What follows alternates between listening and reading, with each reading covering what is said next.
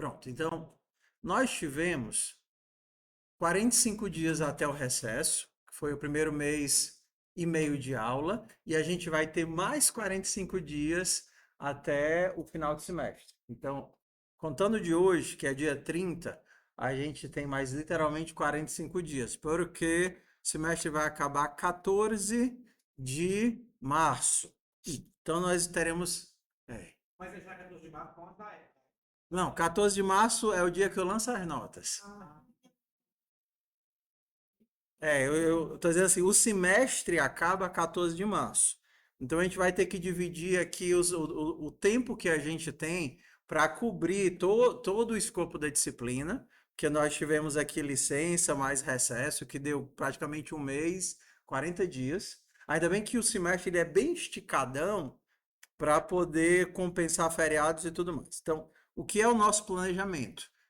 Com a data, hoje e amanhã nós temos aula, e aí nós teremos mais 4 semanas inteiras de aula para cobrir listas, a parte de estrutura de dados, exceções, e mais 2 semanas para ver polimorfismo e herança, interfaces. Então a gente tem uma semana, um semestre denso de atividades. Tá? O pessoal falou que o Zé Neto já passou um monte de coisa e aí vocês entraram, estão terminando a disciplina dele agora, né? Mais ou menos isso? Tudo bem. Então vocês vão ter aqui um mês para a gente fazer as atividades. Eu preciso das atividades todas entregues, ou pelo menos a maior parte, o necessário para você passar até o dia 7. Tudo bem? Então, eu vou ver como é que estão as coisas agora. E aí o semestre acaba dia 7 para as atividades. E aí, quem ainda. Égua! Tem a música da Rio veio para cá agora. Uma das vocês trouxeram foi dentro do bolso. Uma das músicas da Rio para cá. E a gente vai ter mais uma semana de ajuste para dia 14 ser o lançamento de notas. Então, hoje a gente tem uma aula de revisão, para a gente lembrar como é que cria uma classe, como é que manipula vetor e etc. Amanhã a gente vai ter o primeiro teste avaliativo, que vai ser a aula de hoje para vocês refazerem amanhã. Então vocês vão prestar atenção na aula, ver o que é que tem que fazer. Amanhã de manhã vocês podem revisar, dar uma estudada. E o que vocês viram hoje, vocês vão tentar refazer amanhã. A mesma ideia que vocês fizeram lá no primeiro, naquele primeiro teste. Independente de você conseguir fazer tudo ou não conseguir fazer tudo, você tem que progredir no teste. O que é que não dá certo? Você faz um monte de código que não funciona. Então, você vai fazendo de pouquinho, passando nos testes, ajustando, e aí vamos ver até onde você consegue fazer no tempo da aula. Beleza? Algumas outras coisas que eu gostaria. Isso, né? Amanhã a gente vai ter o teste, mas de hoje para amanhã eu gostaria que vocês me mandassem um textozinho no individual, só para falar como é que está a situação de vocês na disciplina. Por quê? Porque tem algumas pessoas que estão bem e outras que estão assim muito mal. E eu queria entender, principalmente desse pessoal que tá mal, como é que tá? Por exemplo, eu tenho dois gráficos simples aqui. O primeiro é aquela planilha que vocês já conhecem, aquela planilha de coleta aqui que tem os dados do que vocês. Nessa não. Os dados, blim, blim, blim, blim, blim. B. Os dados das coisas que vocês fizeram aqui.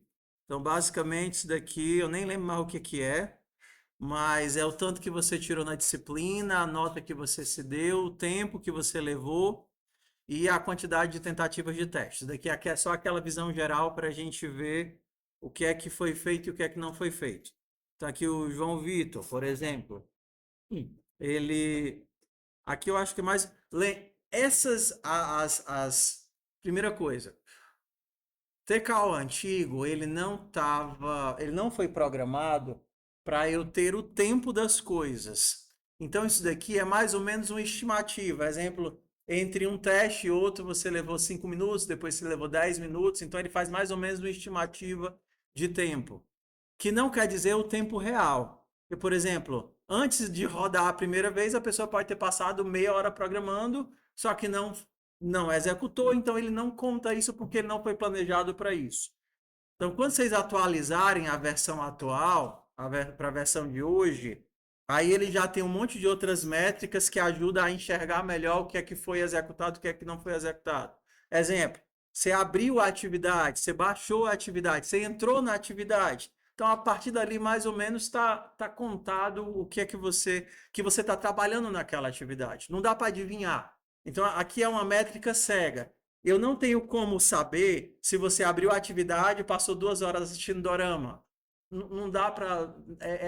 É invisível. Mas, por exemplo, dá para ter uma noção de que se você passou 1 minuto na atividade, rodou 2 vezes e tem 100%, ou você fez em outro local e copiou para cá, que é totalmente viável, ou você copiou de alguém. Então, é esse tipo de métrica que dá mais ou menos para observar. Então, por exemplo, tem um rapaz que disse, professor, um monte dessas atividades eu fazia numa pasta separada, depois eu fazia no meu computador, depois eu colocava no CodeSpace.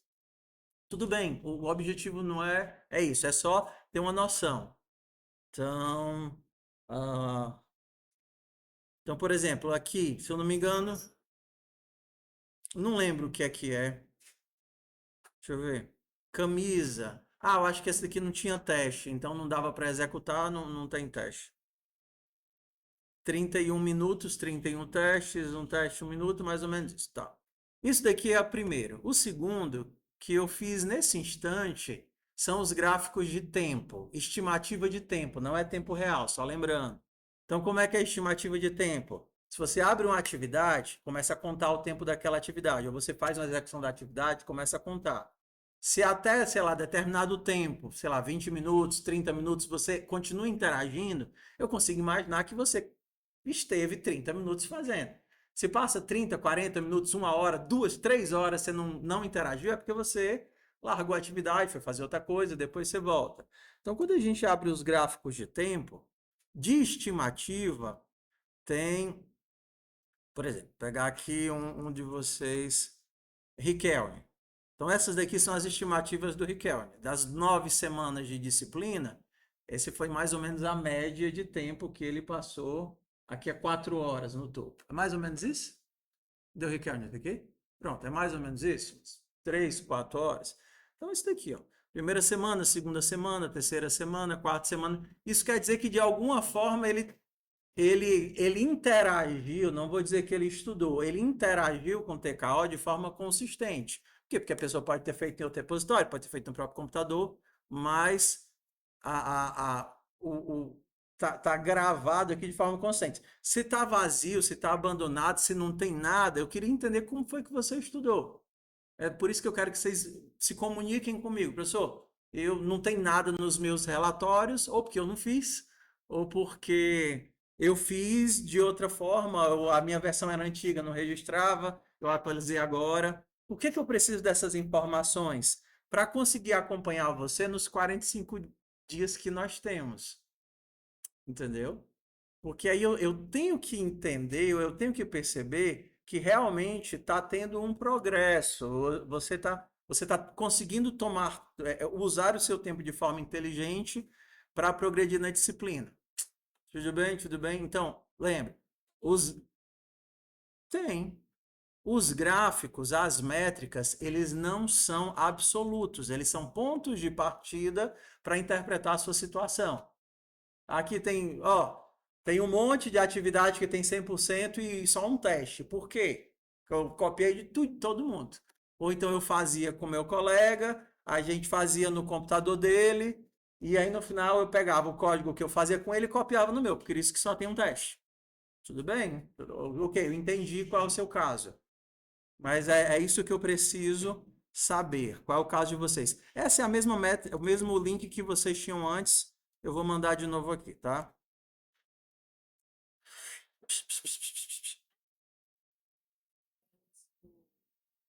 Tem umas notas, e aí a gente olha pra não. Sim.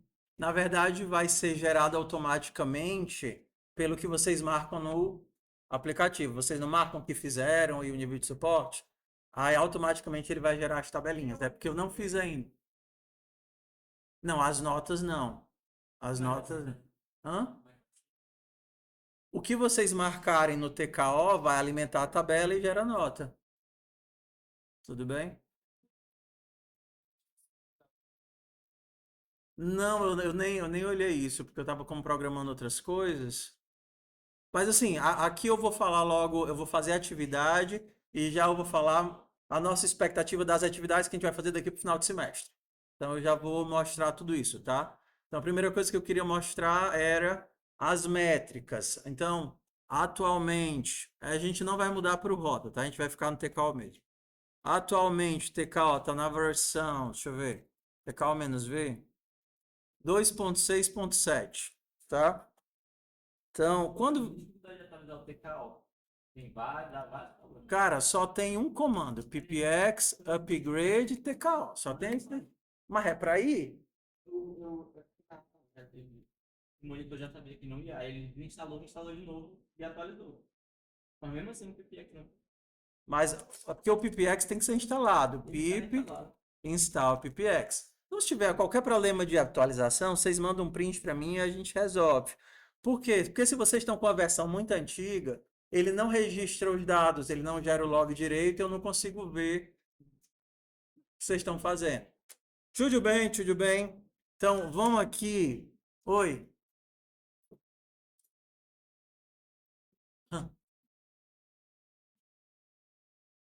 PPX, upgrade TKO. É só isso. Tá? Então, vamos nós aqui. Quando vocês abrirem o repositório de vocês, deixa eu abrir um repositório aqui qualquer. TKO, play. Quando vocês abrirem o repositório de vocês, vocês já vão ver um bocado de gráficos aqui. Eu já coloquei para eles aparecerem aqui do lado direito. Então, vocês têm tanto. Aqui é porque eu apaguei e eu resetei. Mas vai aparecer um monte de coisa. Deixa eu abrir aqui o de um aluno. CD turmas. CD B. Vamos olhar aqui o do João Vitor. João Vitor Girão. Então, vou abrir aqui. Play. Então, quando você abrir qualquer gráfico, ele tem ali do lado direito, a primeira métrica é as atividades por semana, tá? Então, você vê aqui a quantidade de horas por semana. Quando você vai, isso daqui são os dias, a quantidade de horas por dia. Então, se você tirar um dia por semana para fazer a atividade, vai aparecer uma barrinha ali. Certo? Você tira dois, tira três, são as barrinhas. Aqui tem esse tempo todinho aqui sem nada, porque foi justamente os dias de recesso que a gente teve. A gente passou 40 dias sem fazer nada, 30 dias sem fazer nada. E o segundo é quando você abre uma atividade. Cadê? Abrir aqui uma atividade. Tabuleiro. Junk food. Aqui, a gente fez esse daqui, né? Relógio. Aqui fica muito apertado no meu. Tá. Então, isso daqui é o progresso, seja por tempo ou seja por testes. Então, aqui você tem o progresso em relação ao tempo e aos testes. Isso é o que eu chamo de atividade humanizada. Por quê? Porque você entende que para conseguir realizar a atividade, você passou por um processo. Demorou tempo e demorou testes, avaliações. Então, a ideia é que a maior parte das atividades, principalmente daqui por final, eles estejam nesse. Essa aqui é porque é grande, né? Eles estejam nesse padrão. Você acerta, erra, altera o código, ajusta. Então, por exemplo, aqui a gente teve. Deixa eu ver qual é esse. A gente teve 150 tentativas, né? 150 tentativas em 160 minutos. 150 tentativas, 160 minutos. Qual é o objetivo disso daqui? mostrar que o processo de aprendizado é um processo humanizado, que envolve erros, tá bom? Envolve erros, envolve tentativas, envolve desgaste, envolve execuções. Tudo bem? Então, a atividade que a gente vai fazer hoje, para poder lembrar do que a gente estudou até agora, é a atividade do junk food. Então, vamos nós aqui. Então, vou usar aqui o junk food para revisar a matéria. Tá muito ruim aqui. Junk food para dar uma revisada na matéria. Então, vamos nós aqui. Primeiro, vamos precisar entender qual é a lógica do junk food para depois a gente poder implementar. Você não consegue implementar uma coisa que você não entende. Então, vamos nós aqui. Vocês já viram essas maquininhas, seja de refrigerante ou de porcaria, que a gente tem nos mercantis, ou lojas, ou, sei lá, colégios, não sei. Catê. Vocês já viram essas maquininhas em algum lugar? Ao vivo ou em filme? Ao... Ah, tudo bem. Então, como é que esse código? Ele foi pensado utilizando o modelo antigo das maquininhas, da época que eu era um menino moço, um mancebo. Hoje elas funcionam diferente porque hoje tudo é Pix e cartão. Mas quando eu era um jovem mancebo, que eu ia lá para o hospital da Unimed, que ficava doente, ou algum dos outros hospitais, as maquininhas funcionavam assim. Você tinha um visor com vários produtos, cada produto tinha um índice, vamos imaginar que é um local, um número onde esse produto está. Esse produto tinha um preço associado. Esses produtos eles estavam empilhados utilizando um modelo de espirais. Você está vendo aqui essa rodinha? Essa espiral ela fica lá no fundo presa por um motorzinho. Quando você bota o dinheiro e seleciona o índice, a espiral começa a rodar e o teu produto vai sendo empurrado por causa da rotação da espiral. Até o momento que ele cai da prateleira e vai para um buraco lá embaixo, onde você enfia a mão e tira a tua espiral. A mesma coisa funciona quando é aquelas máquinas de refrigerante de filme, né? Você aperta o botãozinho lá e a espiral roda e joga o teu produto para baixo. Vamos entender como é que isso daqui funciona. Você tem duas personas, duas pessoas que interagem com a máquina. Preste atenção, que você não consegue programar algo que você não entende. Você tem duas pessoas que interagem com a máquina. Uma é o usuário, e as ações do usuário são inserir dinheiro, escolher produto, retirar troco. Hoje em dia, como é cartão e Pix, não tem mais inserir dinheiro e tirar troco. Basicamente, você escolhe o produto e passa o cartão ou o Pix para poder pagar o produto que você escolheu. Mas antes, quando não tinha isso, você botava as notinhas. Alguém pegou viu essa máquina, você inseria a notinha, aí ele puxava a nota. Se a nota tivesse amassada ou velha, ele cuspia a nota de volta. Você tinha que ir até o caixa pedir uma nota nova.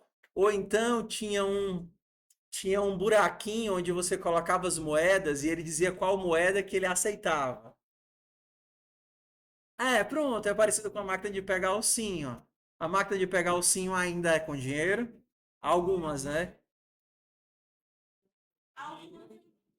Pronto. Algumas das máquinas, ele dizia lá, aceitamos notas de tal e tal e moedas. E moeda dizia, por exemplo, que tinha que ser moeda de R$ 1 ou moeda de R$ 2. Por que que a máquina tinha que descrever quais eram as notas que ele aceitava ou moedas que ele aceitava? Porque antigamente tinha uma opção de troco. Então, depois que você comprava o produto que você queria, você podia apertar o botão do troco e aí ele devolvia o troco para você, pasmem, né, em moedinhas de R$ 1. Hoje em dia, moeda vale mais do que ouro, porque ninguém tem mais dinheiro, ninguém usa mais dinheiro para nada. Mas pronto, vamos lá. A primeira pessoa que a gente vai entender é a pessoa que usa a máquina. Ela tem três ações. Imagina aquelas máquinas antigas. Inserir o dinheiro, abstrai se é Pix, crédito, débito ou moeda.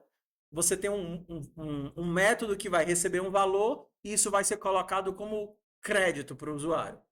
Depois disso, o usuário vai, entenda, pedir o produto dizendo: eu quero o produto do índice 2, eu quero o produto do índice 3, eu quero o produto do índice 7.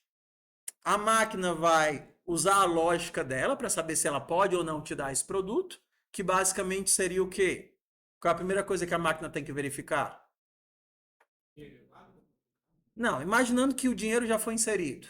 Aí o cara pede: eu quero um produto da posição 53. Tudo bem. Existe uma espiral 53? Ok. Existe produto na espiral 53? Ok. Existe dinheiro suficiente para comprar esse produto? Ok. Então, se tem tudo isso, eu reduzo o crédito da pessoa. Ela que tinha R$ 10 e comprou um produto de R$ 6, agora só tem 4. E eu diminuo a quantidade de produtos. Antes tinha 6 produtos, agora tem 5. E aí eu mando rodar a espiral para poder derrubar o produto da pessoa para ela poder consumir o produto. E aí a última ação, a primeira ação inserir dinheiro, segunda pedir produto, né, comprar, e a terceira é pegar o troco, onde você zera o saldo e devolve o troco para a pessoa. Isso é a ação do usuário. Só que ainda falta um outro tipo de pessoa para interagir com a máquina, que seria quem? Hã?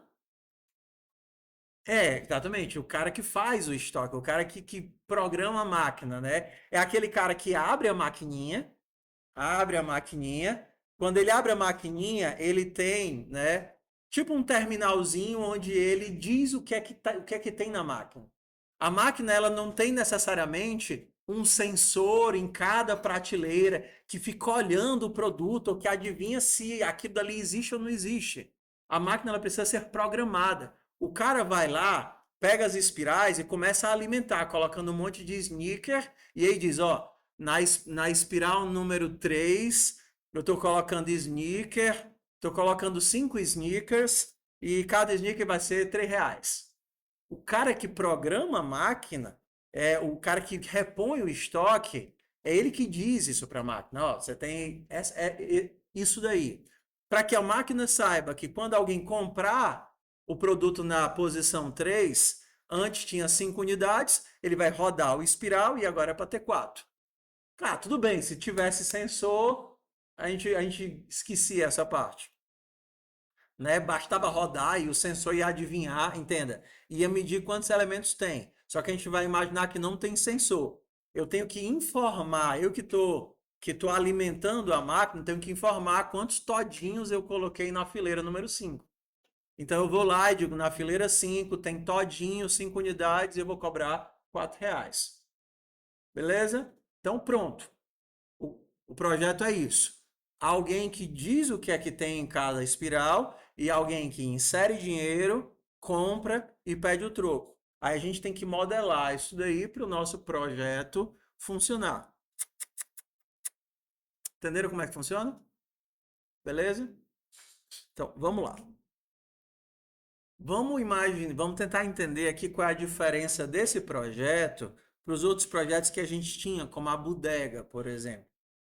A bodega, a pessoa chegava, a pessoa era um objeto, a pessoa tinha seus próprios valores, ela ia para a fila, depois fila de espera, depois eu pegava esse objeto, botava no caixa, depois eu tirava no caixa e mandava ela embora. Então eu tinha uma classe mercantil e uma classe pessoa. Eu ia colocando as pessoas dentro do mercantil.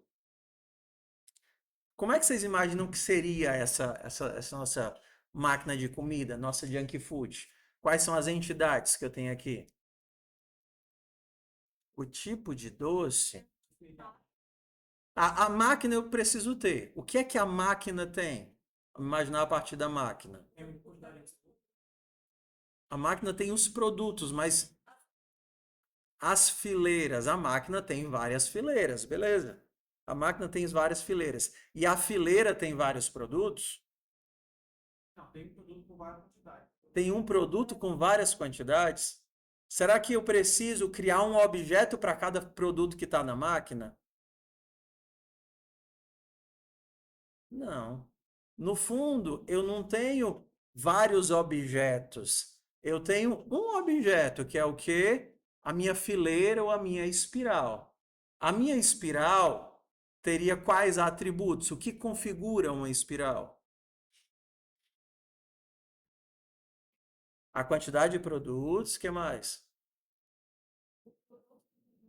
O nome do produto é um Nescauzinho e o preço. E só. Mais alguma coisa? Não. Uma espiral é um nome, uma quantidade e um preço. Os produtos em si, eles não são objetos. Os produtos, eles são uma quantidade. Porque tudo é a mesma coisa, sim ou não? Faz sentido eu ter na mesma espiral produtos diferentes? Não. Tudo é a mesma coisa. Então, os meus produtos aqui que eu estou vendo, eles em si são um número dentro da espiral. Os 10 Nescaizinhos que eu estou vendo, eles são o número de quantidade 10 da espiral que tem Nescauzinho. Tudo bem? Na nossa abstração? Que a gente quer logo botar um monte de produto, e aí você criaria um monte de produtos com o mesmo nome, o mesmo preço, não faz sentido. Isso não é uma característica do produto, isso é uma característica da espiral. Beleza? Então a gente tem uma classe máquina e a minha máquina tem uma lista de espirais. Bora para outra diferença em relação à bodega e aos outros métodos. Quando o meu caixa estava vazio, como é que eu representava que não tinha uma pessoa lá? Quando o meu caixa lá do mercantil estava vazio, como é que eu dizia que não tem ninguém nesse caixa? Eu botava um nulo lá. Então o meu caixa podia ser uma pessoa ou nulo. Ser nulo significa não ter ninguém. Lembra da fila de espera? Na fila de espera fazia sentido ter um nulo dentro da fila de espera? Ei, 40 dias, fala um atraso aí na mente da pessoa. Ele tá falando de quê mesmo? Lembra da nossa bodega, uma das últimas atividades que a gente fez. Na bodega as pessoas chegavam na fila de espera, ficava um monte de gente esperando, e aí eu tinha uma fila de caixas. O meu caixa podia ter alguém ou ninguém. Para ter ninguém, eu botava nulo ali dentro. Então, quando eu queria botar uma pessoa dentro do caixa, eu tirava ele da fila de espera, levava ela para o caixa e colocava ela no caixa. Quando acabava o atendimento, eu tirava ela do caixa e botava nulo no caixa. Ok. Vamos olhar para cá e ver se é a mesma realidade. Quando os produtos acabam, será que faz sentido eu colocar nulo nessa posição? Quando os produtos acabam, a minha espiral se tornou nula, deixou de existir, ou só os produtos que chegaram em zero? Os produtos que chegaram em zero. Não faz sentido eu botar uma espiral nula, como se o cara tivesse arrancado a espiral e a espiral não existe mais. Ainda é uma espiral de Nescauzinho, ainda é R$ 4 o Nescauzinho, mas a quantidade de produtos disponíveis chegou em zero. O meu conceito de vazio não faz mais sentido ser um nulo, porque o meu objeto referenciado não deixa de existir. É diferente quando eu estou pensando, por exemplo, numa cadeira de cinema. Cadeira de cinema é a mesma ideia da bodega. Na cadeira posição 4, se não tiver reserva ou não tiver sido vendida, ela é nulo. Por quê? Porque está vazia. Quando eu vendo a minha cadeira, eu posso dizer que naquela cadeira foi vendida para o Davicena. Então eu posso alocar o objeto Davicena naquela cadeira, foi feita a venda. Se o Davi quiser cancelar a compra, eu consigo procurar nas cadeiras quais são as cadeiras que ele comprou e cancelar, porque as cadeiras estão vinculadas ao nome dele. Então, ou eu tenho um cliente que comprou aquilo dali, ou está vazio, eu tenho nulo.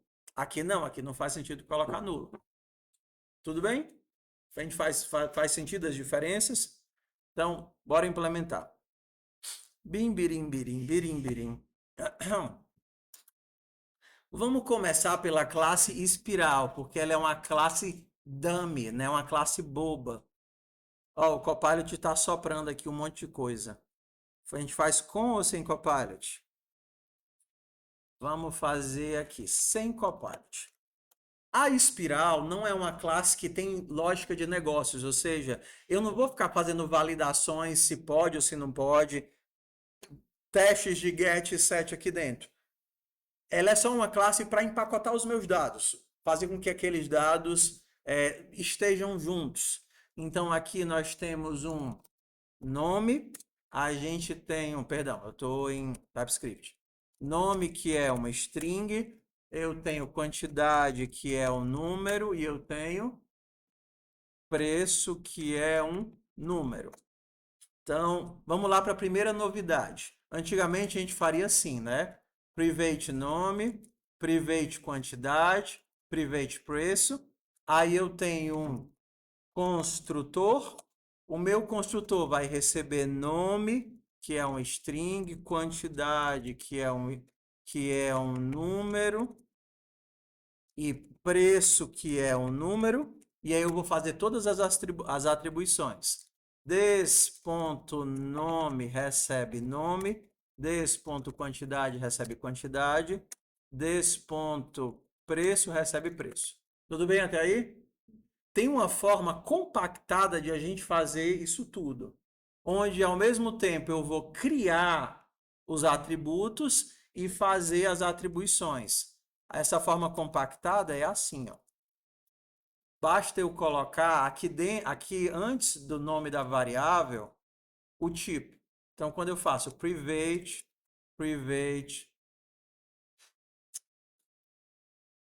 vou quebrar aqui para ficar private e private, eu estou fazendo esses dois passos. Eu já crio nome, quantidade e preço como privado e eu já faço as atribuições dos parâmetros para dentro dos atributos. Então, isso daqui é uma forma compactada para que a gente não tenha que fazer isso e isso. Então, colocar o privado aqui dentro já faz isso. Se eu colocar o público, também funciona. E aí, ao invés de ser privado, ele vai ser public. Se eu não colocar nada, aí ele não faz nada. Ele é uma variável normal. Ele não se torna atributo e faz a atribuição. Tá? Então, a primeira coisinha é essa. Então, vamos deixar aqui como private. Se eles são privados, eu vou precisar dos gets e dos sets, né? Então, get nome retorna des.nome, get quantidade retorna des.quantidade, get preço retorna des.preço. Eu não vou fazer validação aqui, só atribuição. Set nome recebe um valor que é um string e des.nome recebe valor. Set preço recebe um valor que é um número e des.preço recebe valor. Set, o que é o último?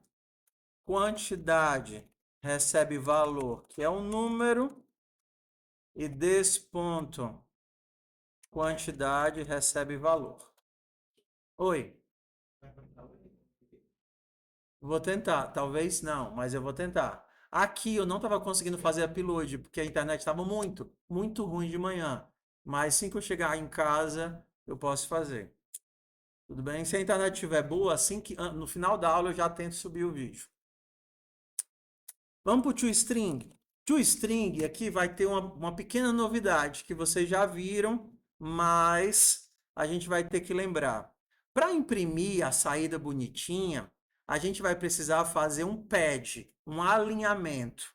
Tá vendo aqui que os elementos eles ficam alinhados para ficar tudo bonitinho um do lado do outro? Se eu não fizesse um alinhamento, ele ia ficar assim, ó. Tá vendo? Comprei uma banana, tá? Isso daqui é o que a gente chama de alinhamento, né? Just, ou então preenchimento, pad. E para fazer esse alinhamento, você só tem que dizer quantos quantos caracteres você quer que essa palavra ocupe. E aí ele preenche até ela ficar do tamanho certo. Vocês já viram isso, só não estão lembrados. Isso daqui é um pad start ou um pad end. Então vamos fazer aqui direitinho como é que vai ser. Eu terei, vamos lá. Eu terei um nomezinho aqui, né? Que é um des.nome, mas eu quero preencher a partir do começo até ele ter, por exemplo, 8 caracteres. Então eu tenho que dar um pad start. Tá vendo? Então o meu pad start faz com que essa variável expanda até ter 8 caracteres. Oi. Sim. Ele vai pegar isso daqui e jogar dentro do nome, isso jogar dentro da quantidade, isso jogar dentro do preço. Então ele cria e atribui tudo junto, sem que a gente precise fazer as atribuições. Quer dizer que isso daí resolve tudo? Não. Por exemplo, faz de conta que tem alguma outra coisa que eu não quero receber no construtor. Exemplo, se eu usar demais a espiral, ela pode quebrar. Então eu vou colocar aqui um funcionando, que é um booleano, e ele boolean, e ele sempre vai começar funcionando. Des.funcionando recebe true. Para os parâmetros que eu criei aqui dentro, eu não preciso fazer a atribuição. Private. Mas para os que eu não criei aqui dentro, eu tenho que usar normal. Definir e inicializar. Ou então aqui, né? Definir e inicializar. Tanto faz. Mas eu tenho que inicializar, porque se eu não inicializar, vai começar com undefined. Tudo bem? Tudo bem? Beleza. Então, vamos nós aqui, ó. Esse pad start, para que serve mesmo? Para encher até ele ter aquele número de caracteres. Se eu botar uma coisa maior do que, se eu botar com 10 caracteres, aí ele vai ter 10 caracteres, ele não vai cortar. Mas se tiver 5, ele preenche para ficar 8. Se tiver 2, ele preenche para ficar 8. Mas se tiver 15, vai ficar 15. Ele não vai dar um cut, ele não vai cortar para poder diminuir de tamanho. Então, aqui eu tenho o nome, aqui eu vou ter a des.quantidade, e aqui eu vou ter o quê? O preço. Como é que eu faço para ele ter duas casas decimais? Des.preço, ponto, to fixed 2. Aqui. Vamos testar. Então, para testar, eu vou fazer assim, ó. O código ele roda a partir dessa invocação, para quem esqueceu, tá? Isso daqui chama main e aqui está a tua main que vai fazer o loopzinho.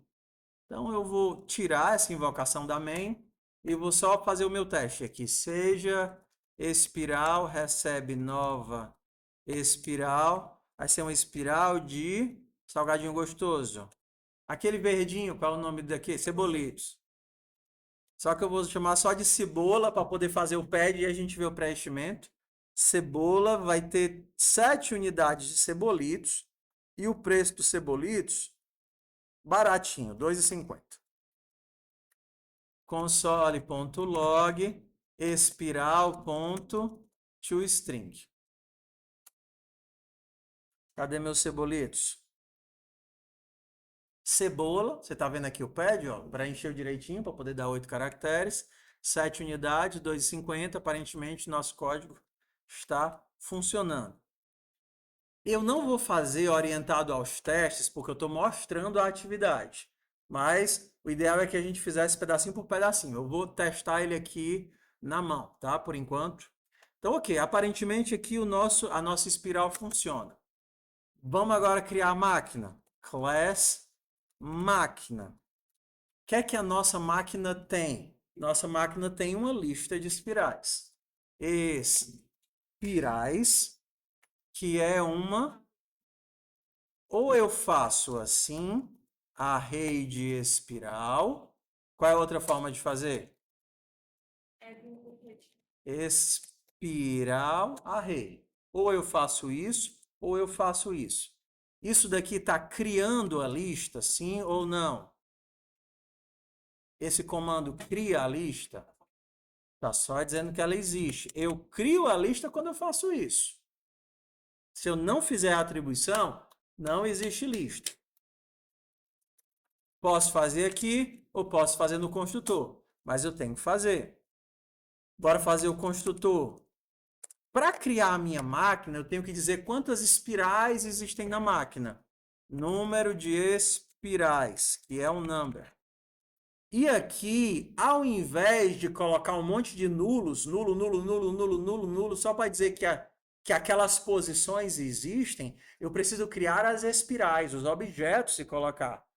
Uma espiral sem produtos, ainda assim existe. Ela é uma espiral que existe, só que ela não tem produtos. Não tem nome, ou então tem vazio. Né? Por exemplo, aqui a gente mostra que uma que não existe é inicializado com empty. Então eu vou fazer o seguinte, vou encher de espirais, encher minhas espirais para ir começando em 0 e menor do que número de espirais e mais, des.espirais.push, e eu preciso colocar uma espiral, algo que existe. Como é que eu crio uma espiral? New espiral. Qual é o nome do produto? Vazio, porque não tem nada. Quantas unidades? Nenhuma. Qual é o preço? 0. Outra forma de fazer, só para a gente lembrar, é quando eu não passo um valor aqui, eu posso colocar um valor default. Eu poderia dizer, se eu não passar nome nenhum, o nome é vazio. Se eu não passar quantidade nenhuma, é 0. E se eu não passar preço nenhum, é 0. Então, na hora que eu faço aqui um new espiral, como eu não passei nada, quais são os valores que ele pegou? Os valores da construção default. Se eu disser só que é um todinho, qual é a quantidade que ele vai usar? Que é o 0 que foi definido lá em cima. Se eu disser que tem 5 todinhos, qual é o preço que ele vai colocar? 0. É um sonho, né? Comprar um monte de todinho sem gastar nada. No caso, é 5, só vou poder comprar 5. Beleza? Então aqui ele já existe. Lembra, se você não inicializar aqui, você obrigatoriamente tem que inicializar aqui. Se você não inicializar em canto nenhum, você vai tentar dar um push numa lista que não existe. E aí você não consegue inserir coisas numa lista que não existe. É como tentar colocar cadeiras no ônibus que não existe. Beleza? Então, lembra, aqui são duas coisas. Primeiro eu crio o ônibus, que é quando eu estou criando a lista. Depois, nesse ônibus, você cria as cadeiras. Criei as cadeiras. Tá? Aqui no caso, as cadeiras funcionam bem quando é a ideia do usuário, né? Mas a ideia aqui ficou certa. Ok, bora mostrar a máquina, que é o próximo passo. Primeiro eu fiz o init, agora eu já vou para o toString. ToString que retorna uma string. Vitor, tu que vai ficar amanhã aqui com eles para poder fazer o teste? Beleza. Tu pode ajudar numa besteirinha ou outra, tá? Detalhezinho, uma coisa que a pessoa se confundiu. Então, amanhã vai ter o teste, vai ter presença, mas eu não vou estar aqui porque minha esposa ainda não está dirigindo. A logística está muito ruim. Mas tudo der certo, a partir da semana que vem eu estarei os 2 dias, tá? Então, bora lá. Se a gente olhar aqui o toString, dessa vez a gente não vai usar o map e o join. Por quê? Porque eu preciso dos números aqui nos índices, tá vendo? Espiral índice 0, espiral índice 1, espiral índice 2. Então, eu vou fazer isso com um laço, o velho laço de guerra. Primeira coisa que ele precisa é do saldo. Então, bora montar aqui a nossa string de saída. Nossa string de saída começa com vazio. E aí, a primeira coisa que eu vou botar nela é o saldo. Saldo. Quanto é o saldo? Des.saldo. Eu não coloquei saldo aqui, né? Meu saldo é números e vai começar com 0. Vou inicializar aqui fora. Beleza, mostrei o saldo. Ele quer o saldo com 2 casas decimais. Então, vou fazer isso com o toFixed 2. Depois do saldo, eu tenho que quebrar uma linha para começar a colocar os próximos elementos. Tá vendo aqui, ó? 0, 1, 2, 3. Se eu quero índice, eu vou precisar de um laço com índice. Então, partir o laço com índice. Vou retornar a saída aqui só para não esquecer. E aqui a gente vai botar um laço com índice. Começando do primeiro até o último. Quem é o último?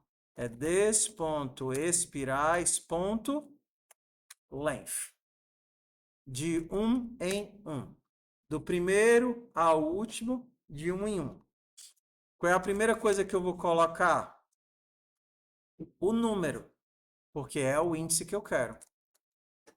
E depois de colocar o número, eu vou colocar o número. E depois de colocar o número, eu tenho que colocar essa informação.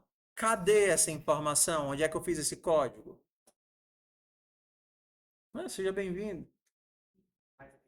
Na espiral.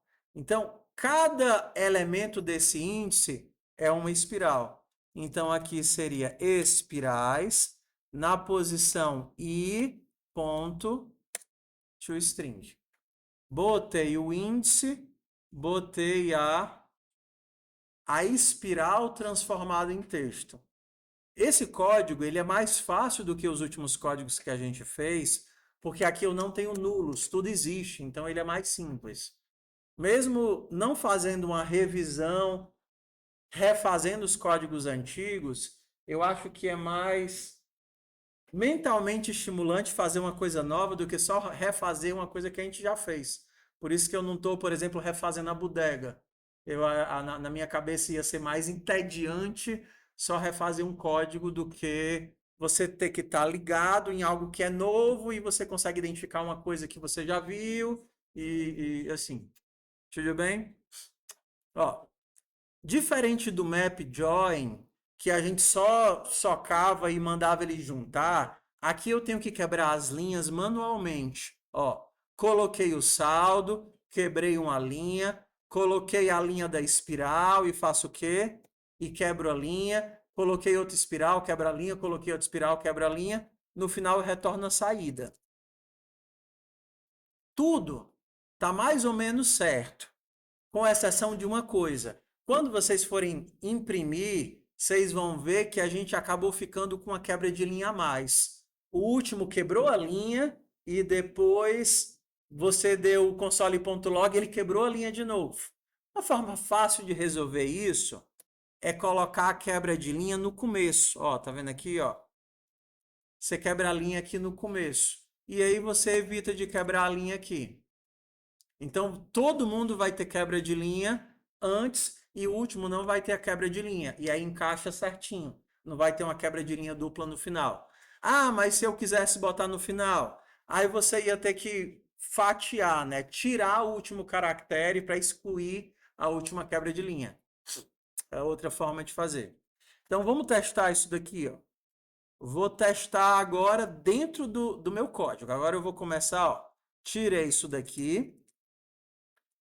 Chamei a main de novo e vou começar a integrar. Como é que funciona a nossa integração? Só para a gente lembrar.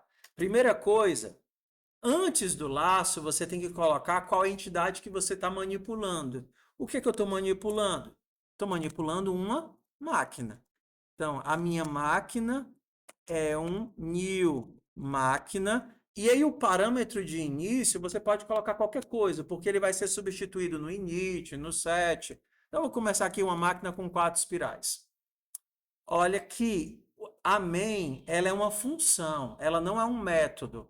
Máquina é um atributo, é uma variável uma variável local, ela não é um atributo de classe. Então, você não vai ficar manipulando ela com des.máquina, tá? Isso daqui é uma variável local, ela está dentro da função main. Então, toda vez que você quiser interagir com ela, você vai usar só o nome máquina normal.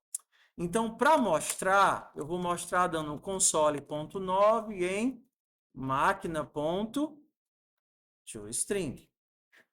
Para iniciar, todos os parâmetros eles já estão aqui, ó. É só você descomentar e usar. Então, para iniciar, eu preciso da quantidade de espirais. Ela já está aqui. feito parse. Então, você tem que fazer o quê? Usar isso daqui. Como é que você usa? Vou substituir a máquina que eu tinha por uma nova máquina. E qual é a quantidade de espirais que ela vai utilizar? A quantidade do parâmetro, quantidade de espirais. Então, aqui eu já tenho o show e já tenho o init. Então, aqui a gente já consegue testar. Então, ó, deu certo o meu show? Deu. Onde é que está dando erro agora? No set.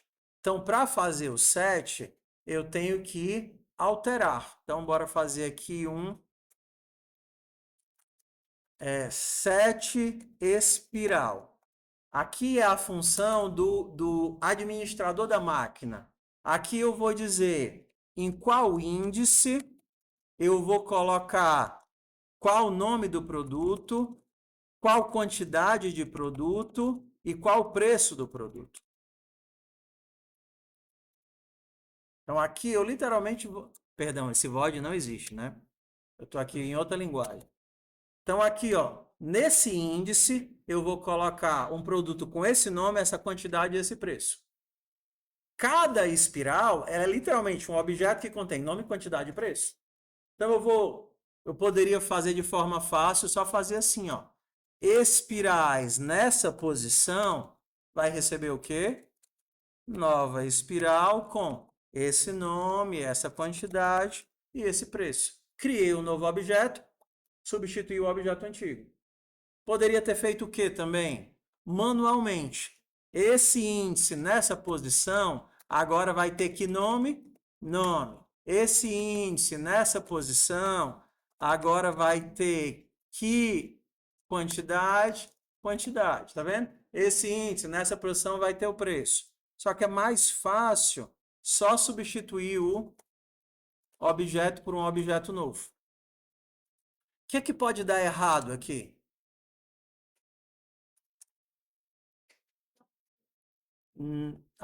Botar aqui na posição 99 um monte de maçãs. Para o povo que é fit. Maçã caramelizada. Aí não vai ter essa posição. Então, primeiro teste, eu poderia ver se isso daqui existe ou não existe. Quando é que esse índice não existe? Quando ele é menor do que zero ou quando ele é maior ou igual. Se minha espiral tem 10 posições, se minha máquina tem 10 espirais, existe espiral índice 10? Não, que só vai de 0 até 9. Então, se for maior ou igual a des.espirais.length, então ele não existe. Console.log, não sei qual é o nome, né? Índice inválido. Depois a gente olha lá e retorna. Tá vendo? Beleza. Bora testar. Então, se funcionou, o set já é para preencher, né? Ok, cadê? Meu set não funcionou. Eu não consegui botar o todinho. Por que que o meu todinho não entrou aqui? Você fez o método. Você fez o vínculo? Não. Então, teu set. Por isso que eu digo, pessoal, que é melhor você fazer em etapas. Mesmo que eu faça tudo de uma vez, se você roda e não funciona, você sabe que foi agora, foi no site, foi em alguma coisa que eu fiz. Do que você ter um monte de código e ter que olhar por que que não está funcionando. Pode ser na espiral, pode ser sido no site, pode ser alguma coisa que você mexeu. Então aqui, máquina, não é des, ponto, set espiral, recebe o índice, recebe o nome, recebe quantidade, recebe preço. Bora. Beleza. O que é que está faltando agora? Limpar. O que é que o limpar faz? Tira os valores. Então, limpar é moleza. É só mesma coisa do set. Só que agora, limpar, mesma coisa do set. Só que qual vai ser o nome agora? É só botar uma vazia, né? Não já tem os valores default lá na espiral? Se eu colocar só uma espiral vazia, ele vai só substituir. O que é que falta? Falta fazer o vínculo. Limpar pega o índice e vai chamar máquina.limpar e passa o índice. Aí você vai lá e testa. Ó, agora já vai para o próximo erro. Aqui agora é o 7. Não é índice inválido, é índice não existe. Então, aqui, índice não existe, índice não existe. Bora para o próximo. Próximo é o quê? O saldo. Ah, tá. É o comando de inserir o dinheirinho, tá vendo? Então, bora para o próximo. Eu vou começar de baixo. Quando a pessoa pedir para inserir dinheiro, eu vou chamar o método máquina.inserir dinheiro e passo esse valor. E agora eu vou criar o método inserir dinheiro, que recebe um valor que é um número, e faço esse daqui é moleza, né? Desse ponto saldo mais valor. Pedir o troco, bora fazer aqui. Pedir troco faz o quê? Retorna o troco. Como é que eu faço para zerar e devolver ao mesmo tempo? Eu tenho que zerar o saldo e tenho que devolver o saldo. Se eu fizer isso, return desse ponto saldo e depois desse ponto saldo recebe zero, funciona? Não. O que é que eu tenho que fazer? É que nem aquela brincadeira de botar o nulo e devolver a pessoa. Eu tenho que fazer o quê? Salvo na variável auxiliar. Auxiliar recebe saldo. Desse ponto saldo recebe zero. E aí eu retorno a auxiliar. Mesma coisa. Então, bora lá. Meu dinheiro está aumentando? Olha, vou para o teste 4 já. Beleza. O que é que falta agora? Troco. Quando eu pedir o troco, é para eu pegar todo o dinheiro que foi inserido, tá vendo? Ó? E ainda tem que dar uma mensagenzinha. Você recebeu tantos reais. Então, tanto poderia colocar a mensagem aqui, quanto eu poderia colocar lá embaixo. Seja troco recebe máquina ponto pedir troco. E agora eu poderia console.log você recebeu mais, como é? Troco.toFixed2 mais reais. E aí a gente testa. Errei? Foi que eu errei. Ah, é o RS maiúsculo. Não é reais. É RS maiúsculo. Agora, qual é o próximo erro agora? Comprar. E aqui é a única lógica que tem do código. Aqui é aquela brincadeira que a gente fez. O comprar só precisa do índice, que é um número. Só que ele está cheio de pequenas validações. Qual é a primeira validação que a gente faz? Se existe, né? Porque eu não posso manipular uma coisa que sequer existe. Uma técnica legal é, ao invés de ficar o tempo todo usando índice, usando índice, usando índice, você saca o produto de dentro do índice. Quem é o produto que eu estou manipulando? É des.espirais na posição índice. Então agora você não precisa mais ficar usando isso daqui o tempo todo. Você usa o produto. Qual é o primeiro teste que eu tenho que fazer? Se eu tenho o produto, como é que eu sei? Produto ponto get quantidade.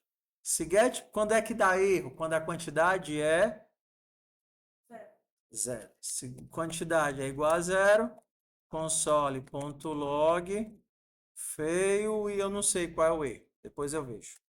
E aí eu retorno. Próximo erro. Quando é que eu não consigo comprar? Quando o quê? Quando o meu saldo é... Quando o meu saldo é o quê? Menor ou menor igual? Quando é igual, eu consigo comprar?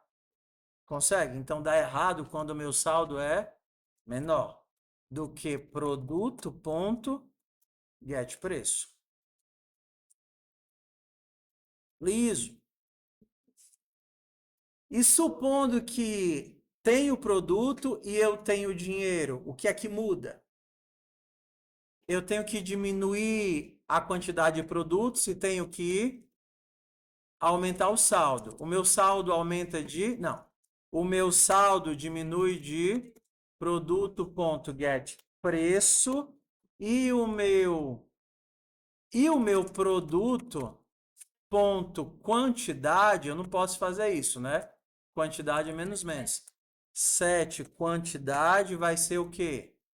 A quantidade que tinha produto.get quantidade menos 1. A minha nova quantidade é a quantidade antiga menos 1. Foi a ideia? Faz sentido? Por que eu não posso acessar a quantidade diretamente? Porque ela é privada. Então, eu preciso manipular através de gets e sets. Vamos ver aqui, ajustar as mensagens de erro, bora. Primeira mensagem de erro que a gente não conseguiu colocar certo. Ah, e ainda tenho que dizer o que foi que a pessoa comprou. Ó. Você comprou um chá verde. Que tipo de pessoa compra um chá verde? Console.log. Você comprou um. Vocês já compraram um tererê? Produto.getNome. Vamos lá, só ajustar os erros agora, provavelmente. Ué, por que não apareceu? Porque não tem os vínculos. Cadê o comprar? Máquina.comprar índice. Primeiro erro é... Você mudou índice, não índice. Mas é porque o nome da variável é indi. IND. Por que o meu comprar um não comprou nada? Bora olhar o comprar aqui. Sai, carniça. Se o índice for menor do que zero ou maior ou igual, não existe. Ok. Peguei o produto. Se o produto não tem quantidade, ok, retorno. Se o saldo for menor do que o preço, eu também não consigo comprar. Se não, é para aparecer. Não apareceu e não disse nada. Por quê? Porque não sei. Bora rodar de novo para tentar entender. Será que eu não, será que eu não tinha dado tempo de salvar, talvez, né? Ó, é saldo insuficiente, não é liso. E o próximo erro é para ser espiral sem produtos. Então, esse daqui é saldo insuficiente e esse é espiral sem produtos. Ixi, ainda tem erro. Qual é o próximo erro aqui? Tá muito grande esse teste. Ah, mesma coisa, né? Não tinha atualizado. Vai, tudo verde. Ê, tudo verdinho. Hã? Bora. Então eu vou colocar esse código lá na Siriguela. Don'tpad.com/Siriguela. Lembrando, amanhã é teste. Ele é um teste. Foco, pessoal. É um teste de acompanhamento, isso quer dizer que ele não vai valer como nota. Mas mesmo assim, ele é um teste. Você não é para copiar código, não é para pescar. O monitor vai estar aqui para te dar uma ajuda numa coisa ou outra que você esteja muito enganchado para sair. Mas mesmo assim é para você lutar para tentar fazer. E rodar, e testar, e lutar para dar certo. Se a gente olhasse agora como é que ficou o nosso junk food, nosso código humanizado, tá aqui o meu gráfico de interação, está vendo? Ó? Ele vai aos pouquinhos. Eu tentei 16 vezes e levei 50 minutos para fazer o código, tá? Então é isso que eu espero encontrar, algo parecido com isso, um código humanizado. Tudo bem? Bora. De hoje para amanhã, mandem uma mensagem para mim, tá certo? Hã? Pelo Telegram, manda do individual, ó, professor, eu estou conseguindo fazer as atividades, estou lembrando agora, mas assim, principalmente eu quero que você mande se a tua planilha ou os teus gráficos estão estranhos, vazio. Se está tudo direitinho, por exemplo, você estudou e o que você estudou está lá, beleza, não precisa mandar não. Mas se não está aparecendo nada, ou não está carregando, ou tem um monte de coisa que tem 100% e não tem nenhuma execução, só para eu entender qual é o teu caso, tudo bem? Vamos fazer aqui só a chamada, pessoal. Hã?